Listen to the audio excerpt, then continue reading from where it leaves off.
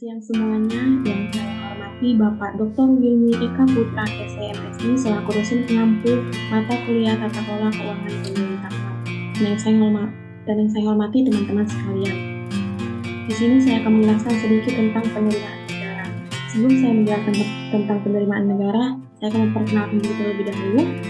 Perkenalkan, nama saya Cisya Desma Ipang, nomor B1B12060. Ini saya akan menjelaskan tentang penerimaan negara.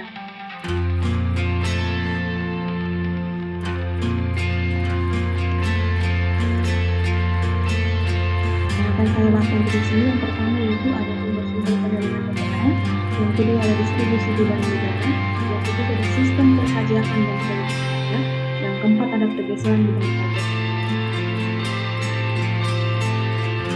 Yang pertama yaitu ada sumber-sumber penerimaan negara. Penerimaan negara diartikan sebagai penerimaan pemerintah dalam arti yang seluas-luasnya, yaitu meliputi penerimaan pajak, penerimaan yang diperoleh dari hasil penjualan barang dan jasa yang dimiliki dan dihasilkan oleh pemerintah, pinjaman pemerintah, mencetak uang, dan sebagainya.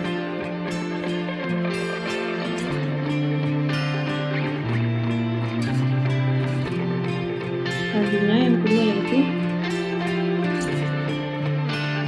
penerimaan yang pada intinya dapat digolongkan sebagai berikut. Yang pertama yaitu pajak. Pajak ialah pembayaran iuran oleh rakyat kepada negara yang dapat dipaksakan dan tanpa balas jasa secara langsung, bisa ditunjuk. Contohnya adalah pajak kendaraan bermotor, pajak penjualan barang mewah, pajak bumi dan bangunan. Yang kedua yaitu retribusi. Yang dimaksud dengan retribusi ialah suatu pembayaran dari rakyat pada negara di mana kita dapat melihat adanya hubungan antara balas jasa yang langsung diterima dengan adanya pembayaran retribusi tersebut. Contohnya itu pembayaran uang kuliah, uang langganan air minum, uang langganan listrik, dan retribusi pasar. Selanjutnya yang ketiga itu keuntungan dari perusahaan-perusahaan negara. Keuntungan berasal dari sumber ini merupakan penerimaan negara dari hasil penjualan harga barang-barang yang dihasilkan oleh perusahaan-perusahaan negara. Yang keempat ada denda dan perampasan yang dilakukan oleh pemerintah. Yang kelima ada sumbangan masyarakat untuk jasa-jasa yang diberikan oleh negara sebagai pembayaran biaya perizinan dalam kurung lisensi tol atau pemungutan sumbangan pada jalan raya, tentu seperti di Jawa Bali.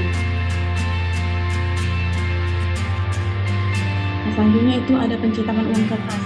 Negara mempunyai kekuasaan untuk mencetak uang kertas sendiri atau meminta kepada bank sentral guna memberikan pinjaman kepada negara walaupun tanpa suatu backing. Selanjutnya ada yaitu hasil undian negara. Dengan undian negara akan mendapatkan dana. Dana itu perbedaan antara jumlah penerimaan dan lembar surat undian yang dapat dijual dengan semua pengeluaran-pengeluarannya, termasuk hadiah yang diberikan kepada pemenang dari undian negara tersebut. Selanjutnya itu ada pinjaman. Pinjaman atau utang negara ini dapat berasal dari luar negeri maupun dari dalam negeri. Pada umumnya, negara-negara sedang berkembang mengandalkan pembiayaan pembangunan yang sebagian besar pada pinjaman. Ada hadiah. Sumber dana jenis ini dapat terjadi seperti pemerintah pusat memberikan hadiah kepada pemerintah daerah atau dari swasta kepada pemerintah, dan dapat pula terjadi dari pemerintah suatu negara kepada pemerintah negara lain. Penerimaan negara dari sumber ini sifatnya volunter atau sukarela, tanpa balas jasa baik langsung maupun tidak langsung. Selanjutnya ada yang kedua yaitu retribusi, yaitu distribusi beban negara. Distribusi beban negara adalah proses alokasi tanggung jawab dan kewajiban finansial di antara berbagai sektor pemerintah dan program publik.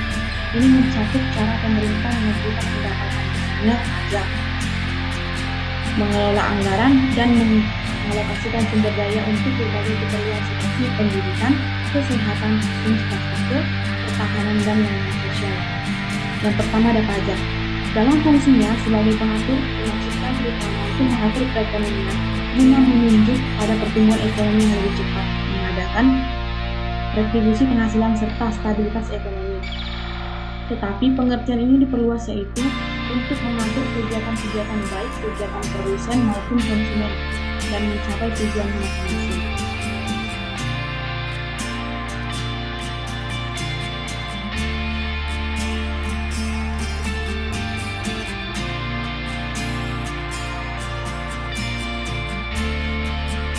Nah, yang pertama itu pajak. Dalam fungsinya sebagai pengatur dimaksudkan terutama untuk mengatur perekonomian guna menunjukkan pada pertumbuhan ekonomi yang lebih cepat, mengadakan retribusi penghasilan serta stabilitas ekonomi. Tetapi pengertian ini diperluas yaitu untuk mengatur kegiatan-kegiatan baik kegiatan produsen maupun konsumen dan mencapai tujuannya masing-masing.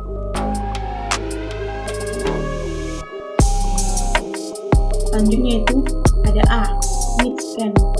Nah, di sini terbagi menjadi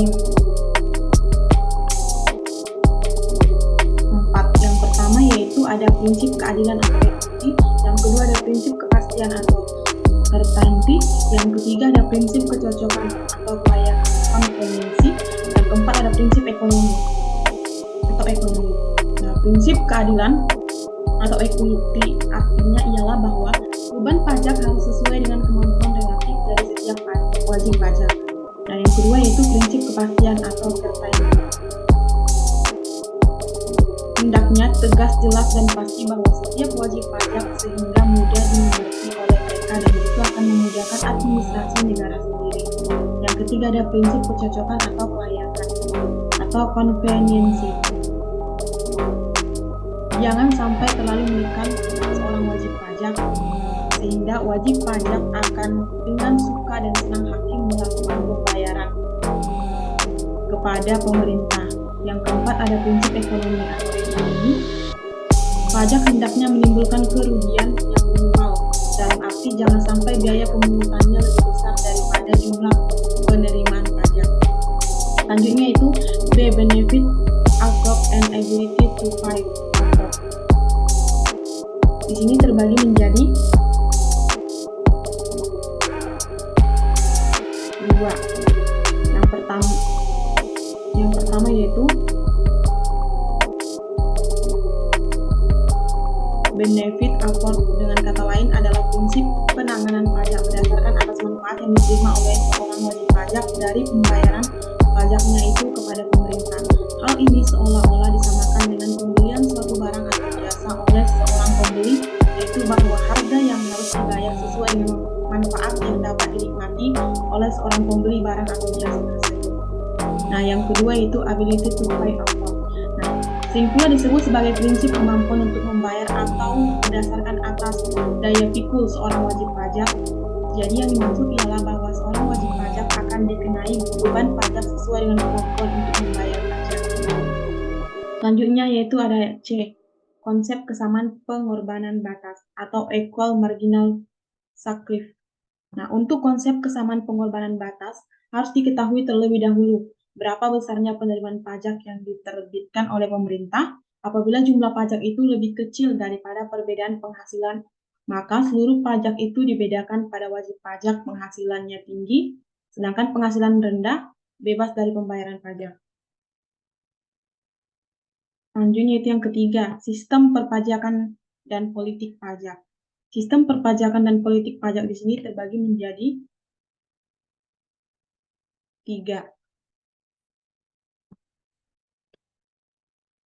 Yang pertama yaitu pajak dikatakan progresif, yang kedua pajak dikatakan proporsional, yang ketiga pajak dikatakan regresif. Nah, yang pertama itu pajak dikatakan progresif. Apabila pajak itu dikenakan dengan presentasi yang semakin tinggi dengan semakin tingginya kemampuan membayar pajak atau taxable capacity, jadi kenaikan pembayaran pajak dengan presentasi yang lebih besar. Nah, yang kedua yaitu pajak dikatakan proporsional apabila pajak itu dikenakan dengan presentasi yang sebanding dengan perkembangan penghasilan setelah dikurangi dengan kebutuhan-kebutuhan esensial. Yang ketiga yaitu pajak dikatakan regresif apabila pajak dikenakan dengan perkembangan yang kurang dari sebanding dengan perkembangan taxable capacity. Jadi dengan kata lain, dengan bertambahnya taxable capacity, persentase pajak yang harus dibayar menjadi semakin kecil. Selanjutnya yang keempat yaitu ada pergeseran beban pajak. Pajak-pajak yang bebannya dapat digeserkan biasanya adalah pajak penjualan, cukai, pajak pertambahan nilai, dan sebagainya. Cukai tembakau misalnya dikumpulkan oleh produsen atau pabrik rokok, tetapi yang memikul beban pembayaran cukai adalah konsumen rokok. Cara menggeserkan beban pajak tersebut ialah dengan menaikkan harga rokok yang terkena pajak atau cukai. Perbuatan pergeseran beban pajak adalah perbuatan penghindaran diri dari pembayaran beban pajak yang sifatnya lunak, artinya tidak ada sanksi hukumannya. Dan banyak orang tidak mempersoalkan, oleh karenanya perbuatan pergeseran beban pajak itu tidak dapat dikatakan melanggar hukum. Sebenarnya ada proses pergeseran beban pajak dapat diperinci dalam 4 tahap. Yang pertama yaitu beban pajak terletak pada orang wajib pajak. Yang kedua berupa pergeseran beban pajak. Yang ketiga yaitu timbulnya beban moneter yang terakhir. Yang keempat adanya konsekuensi ekonomi. Yang pertama yaitu